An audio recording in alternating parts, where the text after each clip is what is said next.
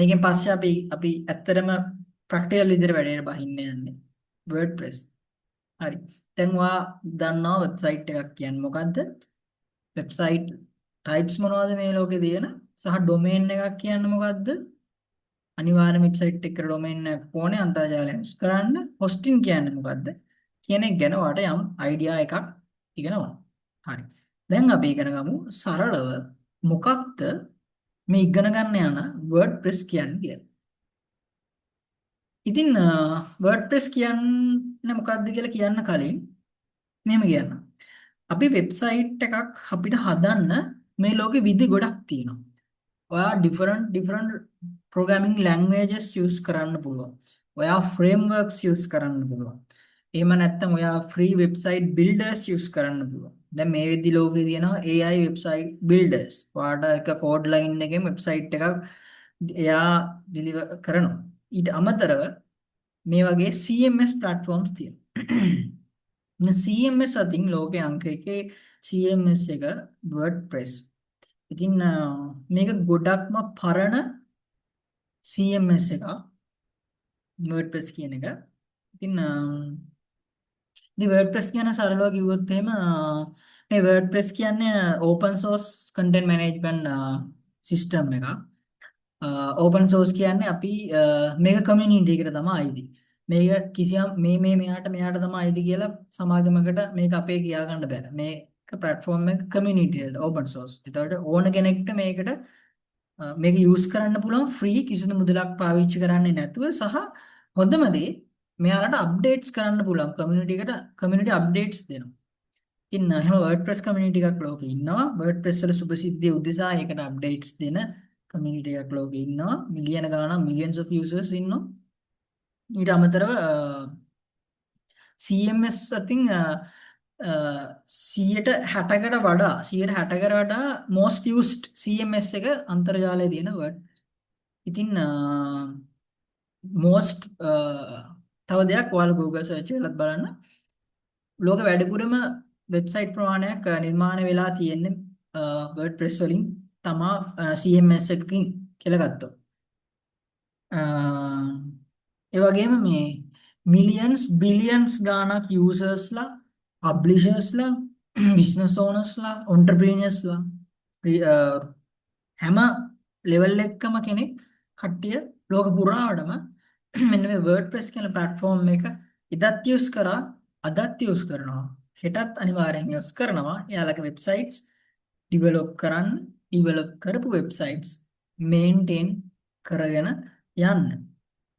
ඉතින් මේ WordPress වලට අමතරව ඔයා සාමාන්‍යයෙන් programming ගැන දැනුමක් තියෙන කෙනෙක් නම් ඔයා HTML, CSS, JavaScript ගැන ඔයාලට idea එකක් තියෙන කෙනෙක් නම් ඔයා දන්නවා මොනවද programming languages කොහොමද ඒ වගේ website එකක් build කරන්නේ සහ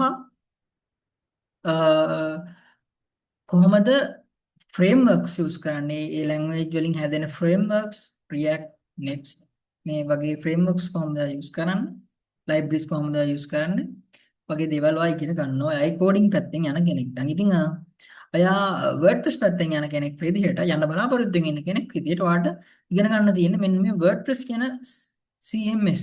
එහෙම නැත්නම් content management system එක හරියට use කරන්නේ කොහොමද කියලා. ඉතින් මේ WordPress කියන එක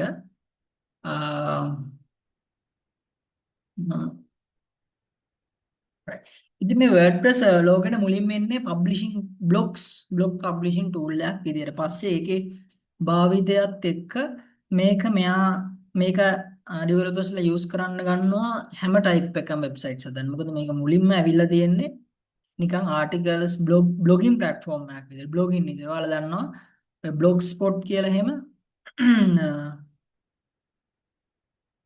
blogger blogspot මේ platforms තියෙන ලෝකේ blogging කරන කට්ටිය. දැන් කරන්නේ blog YouTube එකේ blogs කරන්නේ. ඒ වගේ මුලින්ම ආයේ blogs මේ blogs කියන articles publish කරන. ඉතින් blogging platform එකක් විදිහට තමයි WordPress ලෝකෙට එන්නේ. ඉතින් පස්සේ ඒකේ භාවිතයත් එක්ක මේ WordPress කියන platform එක දියුණු වෙලා අදටත් දියුණු වෙමින් පවතිලා. ඉතින් හැම ටයිප් එකකම වෙබ්සයිට් හදන්න මේ platform එක use කරන්න පුළුවන්. ඉතින් මොකද පොඩිම entrepreneur ඉඳලා Fortune 500 companies වෙනකම්ම WordPress platform එකක් විදිහට use කරනවා එයාලගේ websites හදන්න. මේ වෙද්දි හදලත් තියෙනවා. ඉතින් ඔයාලට බය නැතුව මේක ඉගෙන ගන්න. ඒ ඉගෙන ගත්ත කියන එක ඔයාලට කවදාවත් පාඩුවක් වෙන්නේ නැහැ. right ඉතින් WordPress කියන්නේ ඒ වගේ දෙයක්. ඉතින් මේක use කරලා අපි කොහොමද websites හදාගන්නේ අපි අර දැක්ක websites හදාගන්නේ කොහොමද කියලා අපි ඉගෙන ගන්න තමයි යන්නේ. ඉතින් ඉතින් මම ඔයාලට කිව්වා මේ WordPress කියන්නේ open source platform එකක් කියලා. ඉතින් ඔයාලා පටල ගන්න එපා WordPress මෙතන domain එක wordpress.org org කියන එක organization කියන එක wordpress.com කියලාත් එකක් තියෙනවා. ඉතින් මේ wordpress.com කියන්නේ commercialized platform එකක්.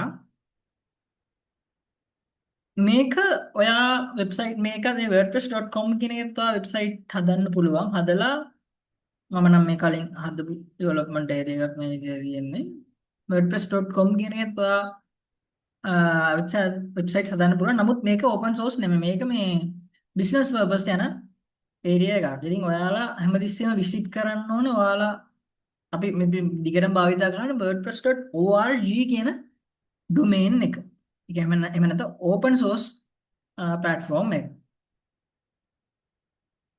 ඉතින්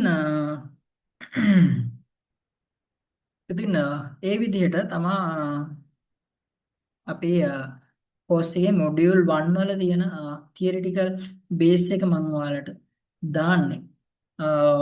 ඉතින් ඔයාලා මට get back කරන්න. ඔයාලට යම් කිසි දෙයක් තේරුම් නැත්නම් එහෙම නැත්නම් ඔයාලට මොකක් තවදුරටත් දැනගන්න ඕන නම් සහ ඔයාලට මේ theoretical දේවල් ඉගෙන ගත්තා මදි වගේ දැනෙනවනම් මට get back කරන්න අනිවාර්යෙන් මම නිතරම මැදලා ඉන්න ඔයාලට උදව් කරන්න මම ඒක බොහොම කැමැත්තෙන් කරන්නේ ඒකින්ද අනිවාර්යෙන් මට ආපහු reply back එකක් දෙන්න. ඉතින් සරලව අපි මේ theoretical module එකේ කතා කරා මොකද්ද වෙබ්සයිට් එකක් කියන්නේ මම ඔයාලට ආයෙත් මතක් කරන්න මොකද්ද ලෝකේ තියෙන වෙබ්සයිට්ස් වර්ග මොනවද අපි දැනගත්තා. ඊට පස්සේ domain එකක් කියන්නේ මොකද්ද? ඊට පස්සේ hosting කියන්නේ මොකක්ද කියලා අපි දැනගත්තා. ඊට පස්සේ WordPress කියන්නේ මොකක්ද කියන එක ගැන බේසික් අයිඩියා එකක් ඔයාලට මෙතනින් හම්බුණා. ඉතින් ඉස්සරහ ටොපික්ස් වල අපි WordPress ඇතුළට යනවා ඉන් ඩෙප්ත්. ඊතර ඔයාලට තව ඉගෙන ගන්න පුළුවන් වෙනවා ඒ ගැන.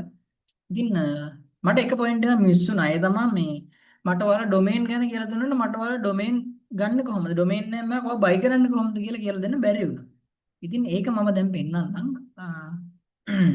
ඩොමේන් නේම් එකක් බයි කරන්නත් විදි ඕනද නම් තියෙනවා. ඔයා නිකන් Google එකේ සර්ච් කරලා buy domain name කියලා ගහුවොත් එයාත් සර්විසස් ගොඩක් දෙනවා. Sponsored services. ගොඩක් වෙලාවට මේ වෙද්දි හැම hosting provider කෙනෙක් මම කලින් පෙන්නපු එයාලගේම domain name service එකකුත් maintain කරනවා. ඉතින් ඔයාට මේ hosting එකයි domain එකයි එකම තැනින් ගන්න ඕන කියලා එකක් නැහැ.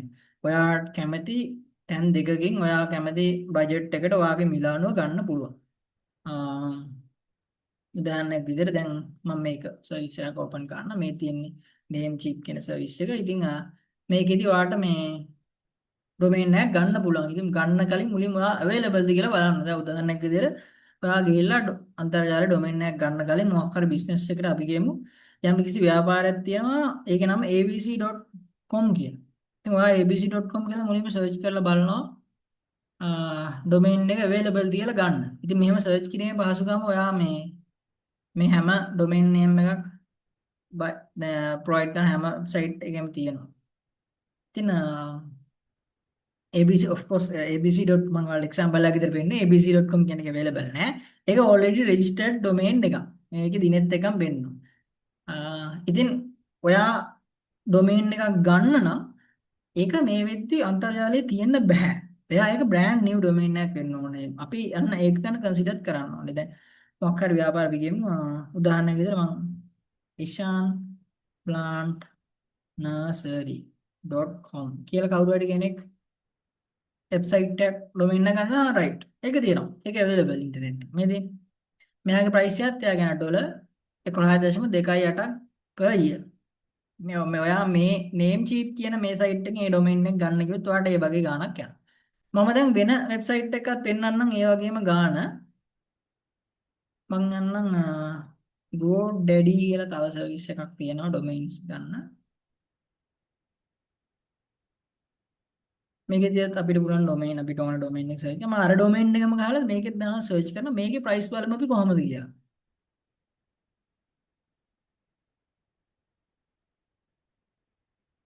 search වෙනවා. මෙයා නම් මෙතන Indian rupees වලින් පෙන්නුවේ අපිට ඒක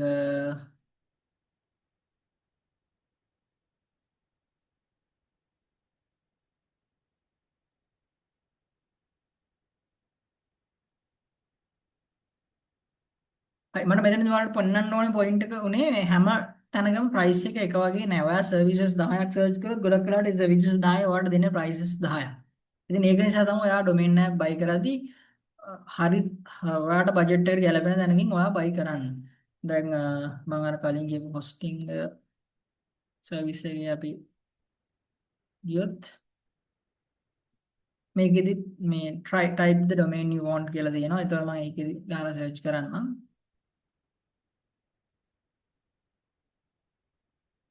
මේ තියෙන්නේ මේ තියෙන්නේ යාළුවගේ pricing. ඉතින් යාළුවා මෙතන එක එක services එක එක strategies පාවිච්චි කරනවා මේ යාළුවගේ domains සෙල් කරගන්න. දැන් මෙයාලා මේ කියන දේ බලන්න. මෙයාලා කියනවා first year එකටම ගෙවන්න ඕනේ $0.01.